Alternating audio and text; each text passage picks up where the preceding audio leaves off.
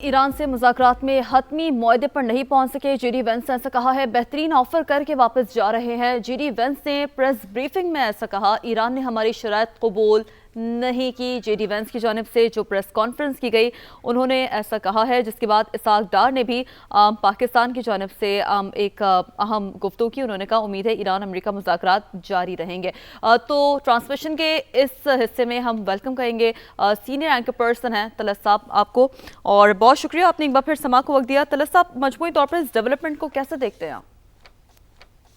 دیکھیں، ہم تو ساری رات انتظار کرتے رہے ایک بڑی خبر کا، جس کے بارے میں توقعات کچھ بلڈ ہو گئی تھیں جب ان کے براہ راست سیشنز بھی ہوئے، اور پھر ہمیں یہ بھی پتہ چلا کہ پاکستان نے براہ راست میڈیشن کروائی ہے، تو بالکل نیوٹرل وینیو پرووائڈر کے طور پر سامنے نہیں آیا، اور پتہ چلا کہ چیف آف ڈیفنس فورسز اس کے اندر براہ راست انوالو تھے۔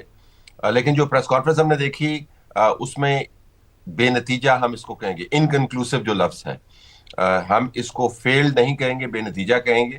اور بے نتیجہ بھی فی الحال کیونکہ ہمارے پاس ایران کا پرسپیکٹو اویلیبل نہیں ہے امریکہ کے زاویے سے۔ اور یہ بھی جے ڈی وینس کی پریس کانفرنس آپ نے بھی دیکھی، ہم نے بھی دیکھی، اس میں انہوں نے ان کی باڈی لینگویج سے لگ رہا تھا کہ وہ ڈس اپوائنٹڈ ہیں۔ ظاہر 18-21 گھنٹے اگر آپ ایک لمبے طویل سیشن کے اندر بیٹھے ہوں اور وہ نتائج نہ لے پائیں جس توقع کے ساتھ آپ آئے تھے، تو کچھ نہ کچھ تھکن کا اظہار ہوتا ہے۔ لیکن آپ نے یہ دیکھا ہوگا کہ وہ ان ایگریمنٹس کے اوپر جن کے اوپر اتفاق رائے ہوا ان کا انہوں نے ذکر نہیں کیا۔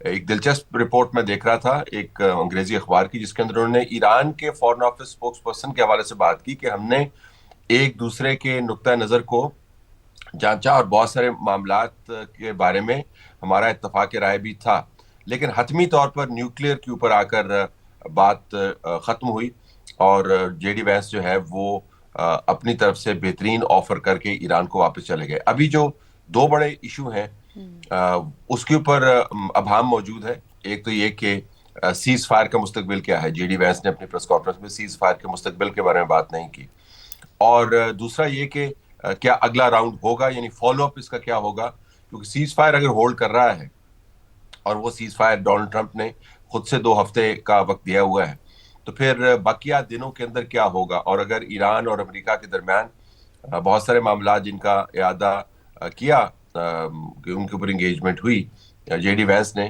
اگر ان کے اوپر کچھ اتفاق رائے ہوا ہے، تو پھر کیا بڑے ایگریمنٹ کی خواہش لیے ہوئے ان کو نظر انداز کر دیا جائے۔ تو یہ ایشوز جو ہیں یہ ابھی تجزیے کے ذریعے ہم ان کو دیکھ سکتے ہیں، لیکن معلومات ان کے اوپر باقی ہیں۔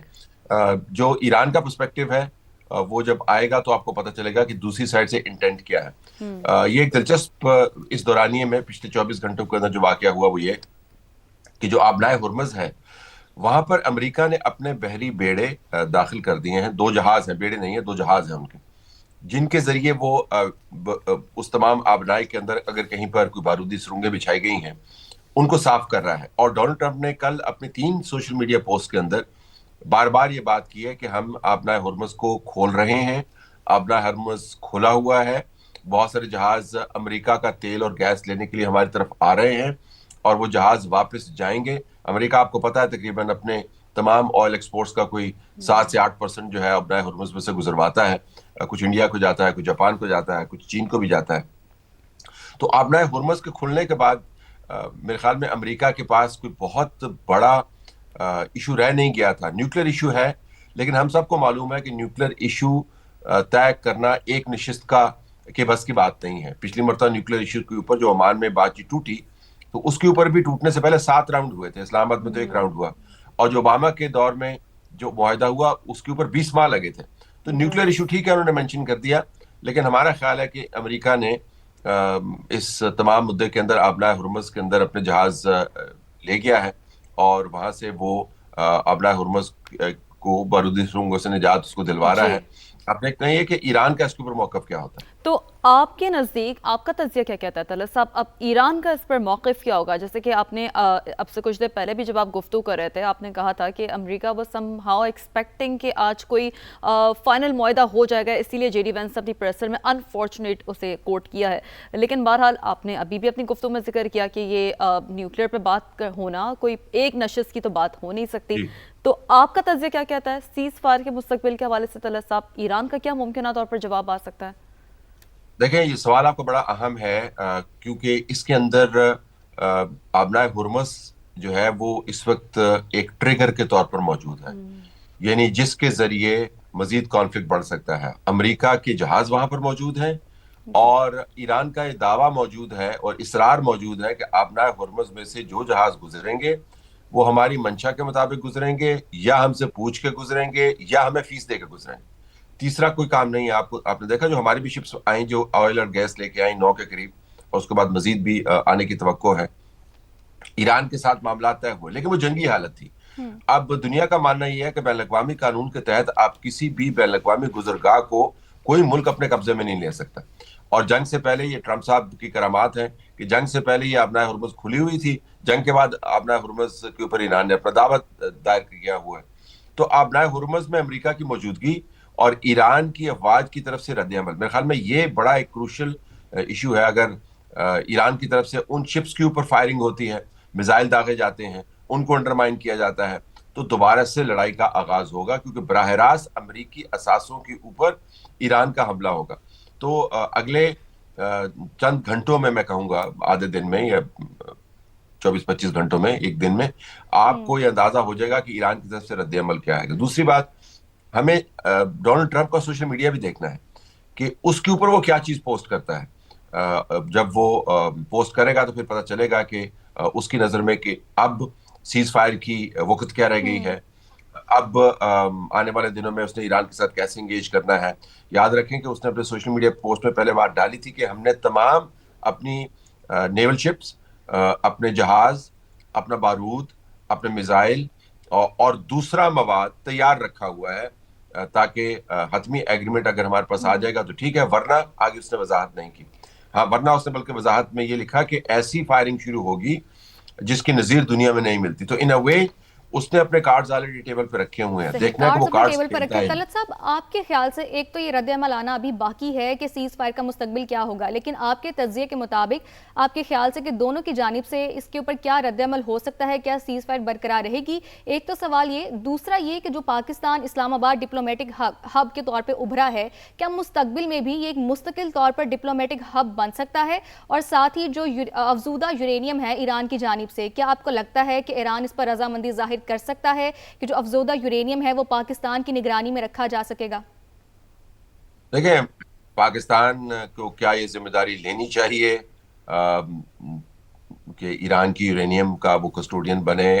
اس سے پہلے چین اور روس کی طرف سے زیادہ، چین کی طرف سے کم، یہ تجاویز آ چکی ہیں کہ تھرڈ پارٹی کے پاس جو افزودہ یورینیم ہے، انرچ یورینیم ہے، جس کے ذریعے آپ نیوکلیر ہتھیار بنا سکتے ہیں، وہ کسٹڈی میں لے لے، جس کو امریکہ نے ریجیکٹ کر دیا۔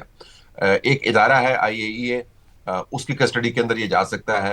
لیکن دیکھیں، یہ وہ یورینیم ہے جس کی تلاش سب کو ہے، یعنی وہ جیسے ایک جزیرہ تھا جس کے بارے میں کہا جاتا تھا کہ وہاں پر درخت بھی سونے کے ہیں اور تمام ٹریولر اس کے انتظار میں اور اس کی تلاش میں پھرتے تھے۔ تو یہ یورینیم ہے کہاں پہ؟ جو 8 مہینے پہلے امریکہ نے سٹرائکس کی تھی، اس کے اندر تو ڈونلڈ ٹرمپ نے کہا تھا کہ ہم نے ان کو زمین کے اندر دفن کر دیا ہے، یعنی وہ اتنا نیچے ہم نے ان کو، جہاں پر موجود تھے اس کے اوپر اتنے پہاڑ ٹوٹے ہیں ہماری بمبارڈمنٹ کی وجہ سے کہ اب یہ ناکارہ ہی سمجھیں۔ پھر پتہ چلا کہ 425 کلو گرام کے قریب کہیں پر موجود ہے۔ کہاں پر موجود ہے، کیسے تلاش کریں گے، زمین پہ لوگ کیسے اتاریں گے؟ ایران کیا اس کو چھوڑے گا؟ ایران کے لیے اب اپنی سرزمین کا ایک ایک حصہ اور وہاں پر موجود ایک ایک چیز ایک نیشنلزم کا سمبل بن گیا ہے۔